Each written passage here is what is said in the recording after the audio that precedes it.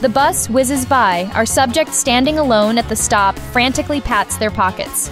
No phone, no schedule app, no way to check if they just missed their ride to an important meeting. Panic sets in. How did they get into this situation? It started just hours ago with a simple challenge: 24 hours without a smartphone. What happens when your most constant companion suddenly vanishes?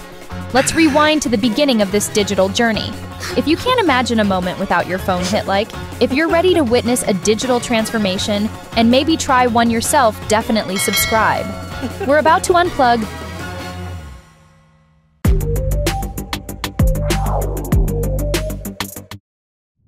The unplugging morning rituals and the dopamine crash hours, 0, 4.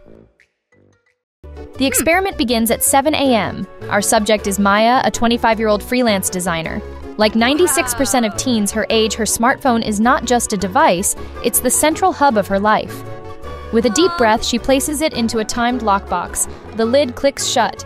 24 hours. The silence that follows is immediate and heavy. The first hour is a shock to the system. Maya instinctively reaches for her phone on the nightstand to turn off an alarm. That isn't there. Lying in bed, she feels a bizarre sense of digital nakedness. There's no morning scroll through Instagram for design inspiration, no checking overnight emails from clients, no listening to her favorite news podcast. Her brain, accustomed to a flood of information upon waking, is now faced with a void. She feels a low-grade anxiety, a mental itch she can't scratch. Phantom vibrations buzz against her leg, a common neurological ghost for heavy smartphone users. What Maya is experiencing is a textbook case of withdrawal. Our brains are wired on what psychologists call a habit loop, a cue, a routine, and a reward. For many of us, the cue is a notification ping, or even just the feeling of boredom. The routine is checking our phone. The reward is a small, satisfying hit of the neurotransmitter dopamine. As wellness coach Dennis Buttimer explains this, dopamine boost is temporary and creates a letdown, making our brains crave more, triggering the constant cycle of checking. Maya's brain, denied its morning fix, is sending out frantic signals. This isn't a failure of willpower. It's a deeply ingrained neurological response to the absence of a constant engineered stimulus.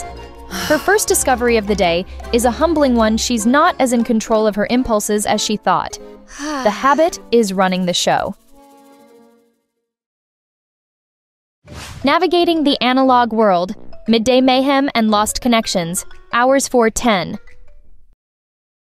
By mid-morning, Maya steps out into the world and the practical challenges begin. Her day includes a lunch meeting with a friend, followed by an important in-person pitch with a new client. First, navigation. Without Google Maps, she's relying on a map she hastily scribbled on a notepad. The simple act of getting from A to B suddenly requires active thought and observation. She gets turned around once and has to ask a stranger for directions, an interaction that feels both archaic and surprisingly human. At the cafe, her friend is running late. This is a moment every one of us knows, the in-between time. Normally, this void would be instantly filled by her phone. She'd scroll, answer a message, or triage her inbox.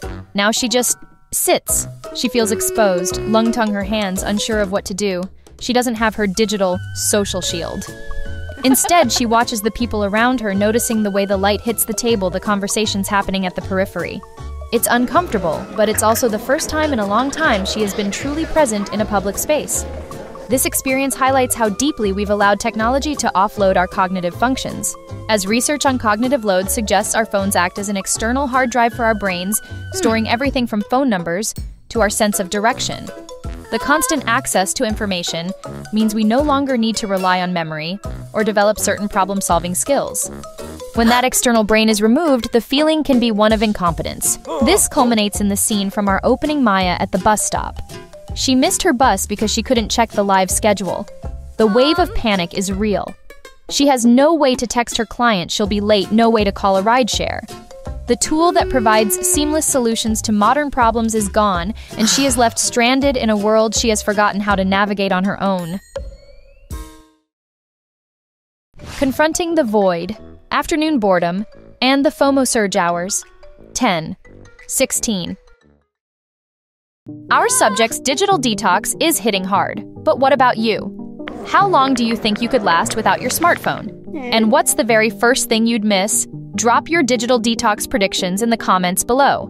We dare you to imagine it. The afternoon slump. The novelty has worn off. Now the real psychological battle begins. Back in her apartment, Maya sits down to work on her design project, but her brain refuses to cooperate. It feels like it's buzzing, humming with a restless energy. This is the confrontation with true, unadulterated boredom, and with it comes a powerful surge of its close cousin FOMO, the fear of missing out. The itch to check her phone becomes almost unbearable. Her mind races with imagined scenarios. The group chat is probably blowing up with inside jokes. A potential client might have sent a crucial email. What if a friend announced an engagement on Instagram? This anxiety isn't just about missing entertainment, it's about the fear of social exclusion, of being out of the loop. One Reddit user describing their own detox realized that endless scrolling was numbing a deep-seated anger they didn't even know they had. This is the attention economy at work. As author Johann Hari argues in Stolen Focus, our digital environment is designed to keep us in a state of heightened vigilance. Algorithms don't optimize for our well-being. They optimize for engagement, which often means promoting content that triggers outrage, anxiety, and social comparison. Constantly being exposed to the highlight reels of others' lives is a known driver of anxiety and depression. Confronting boredom means being alone with your own thoughts, a state that our hyper-connected world has taught us to view as a problem to be solved with a scroll. But then something shifts. In the deepest trough of her restlessness, Maya gives up fighting it. She stops pacing, she just sits with the buzzing feeling, and slowly it subsides. Her brain, starved of external stimuli, finally quiets down. On an impulse, she walks over to her bookshelf and pulls down a novel she'd started months ago, but never finished. She opens it, and for the first time in years, she reads for an hour without a single interruption. She enters a state of deep, immersive focus, a flow state that had felt completely inaccessible just hours before. Rediscovering reality. Evening unwind and offline joys hours, 16 to 22 inches. Evening arrives, and with it Maya's roommate Chloe. On a normal night, they'd exchange a few pleasantries before retreating to their respective screens, Chloe to her laptop for work, Maya to her phone doom-scrolling through TikTok. But tonight, the absence of Maya's phone creates a vacuum, a space that can only be filled with actual human connection. They decide to cook dinner together. The difference is palpable. The conversation flows uninterrupted by the pings and buzzes that usually fragment their attention. Maya finds she's not just hearing Chloe, she's listening. She's present for the nuances, the pauses, the shared laughter. It's a deeper, more satisfying connection than they've had in months. After dinner, the question of entertainment arises. No Netflix algorithm to serve up a show, no endless feed of short-form videos. Instead, on a whim, they pull out a dusty board game. The evening is filled with genuine laughter and lighthearted competition. It is active, intentional engagement, not the passive, low-quality consumption that usually defines their nights.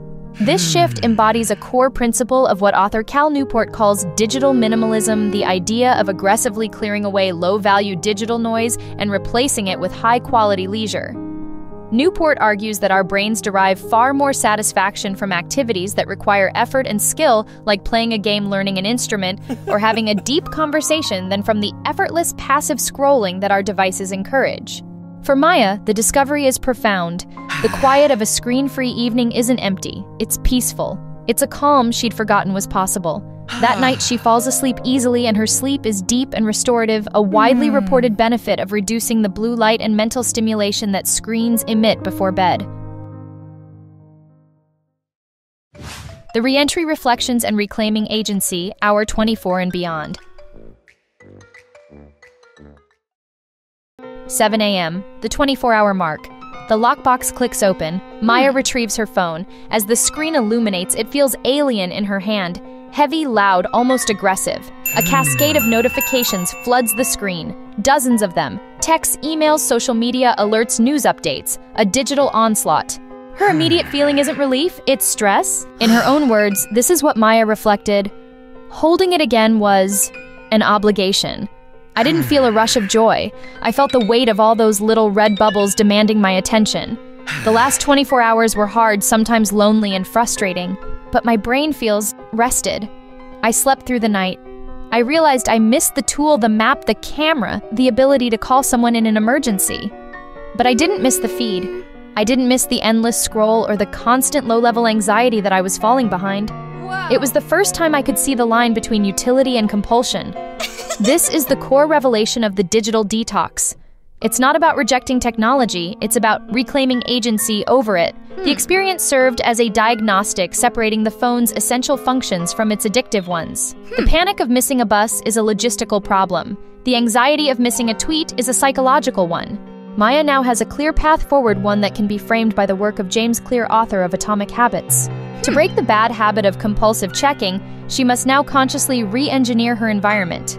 She needs to make the habit invisible by putting her phone in another room while she works, unattractive by turning on grayscale mode and deleting the most addictive apps, difficult to log out of social media after each use, and unsatisfying by actively reminding herself that an hour of scrolling leaves her feeling drained, not fulfilled. The goal is to put the phone back in its place as a powerful servant, not a demanding master. Conclusion and the challenge to viewers. From the initial shock of a silent morning to the analog panic of a missed bus, from the depths of digital withdrawal to the quiet peace of a rediscovered novel, Maya's 24-hour journey reveals a fundamental truth of our modern lives. The difficulty of unplugging is not a sign of personal weakness. It's a testament to the power of the systems designed to keep us hooked. But her story also proves that we are more resilient than we think. The 24-hour digital detox isn't an anti-technology statement, it's a pro-human one. It's an experiment in reclaiming what the attention economy has systematically stolen: our focus, our boredom, our solitude, and our presence. It's about reminding our brains that true connection and true rest don't require a screen. So can you unplug for 24 hours? Perhaps you could start with just 1 hour. Or try leaving your phone in another room tonight. Leap. You might just discover a quieter, more present version of yourself waiting on the other side. What will your digital detox story be? If this episode inspired you to try a digital detox, tell us your plans in the comments, share this video, and challenge your friends using #DigitalDetoxChallenge. And don't forget to like and subscribe to Gen Shift. We'll be here waiting for you. After your detox, of course.